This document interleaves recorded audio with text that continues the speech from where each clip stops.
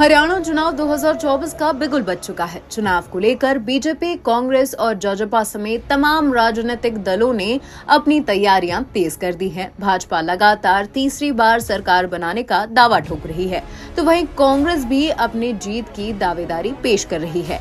इस बीच कांग्रेस खेमे से बड़ी खबर सामने आई है। पहलवान विनेश फोगाट और बजरंग पूनिया ने कांग्रेस सांसद राहुल गांधी से मुलाकात की। बीते दिनों से अटकलें लगाई जा रही थी कि देश की बेटी पहलवान विनेश फोगाट को कांग्रेस अपना उम्मीदवार बना सकती है।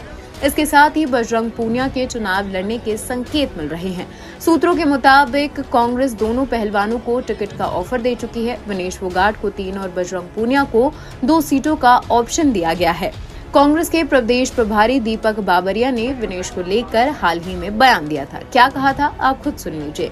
कमेटी बनी है, उसमें विनेश फोगाट या बजरंग पूनिया का नाम नहीं है। उसके बारे में भी मैं समझ रहा हूँ, परसों तक कोई क्लैरिटी हो जाएगी। सर, कोई सब कमेटी बनी है आपकी अलायंस बात करने के लिए? सब कमेटी कहा जा रहा है, बनाया गया है अलायंस। सब कमेटी जो बनाई गई, it is not for the alliance. जो बनाई गई, जो हमारी सीट्स जो पेंडिंग हुई थी, जो पेंडिंग सीट्स होती है, वो ज्यादातर एक सब कमेटी के द्वारा प्रोसेस करके कांग्रेस अध्यक्ष के सामने रखा जाता है। दरअसल हरियाणा विधानसभा चुनाव को लेकर कांग्रेस पार्टी में उम्मीदवारों के नाम और टिकट शेयरिंग पर चर्चा जारी है। हरियाणा कांग्रेस के प्रभारी दीपक बाबरिया ने हाल ही में विनेश फोगाट और बजरंग पूनिया को लेकर उनसे सवाल किया गया था। बाबरिया ने कहा था कि जिन 32 उम्मीदवारों का नाम पहले से तय हो चुका है, उसमें विनेश फोगाट और बजरंग पूनिया का नाम नहीं है। उन्होंने कहा था कि जल्द ही इस मामले की स्पष्टता आ जाएगी। पार्टी सूत्रों के मुताबिक कांग्रेस की कोशिश है कि दोनों को विधानसभा चुनाव में उम्मीदवार बनाकर पहलवान आंदोलन को बीजेपी के खिलाफ फिर से गरमाया जा सके।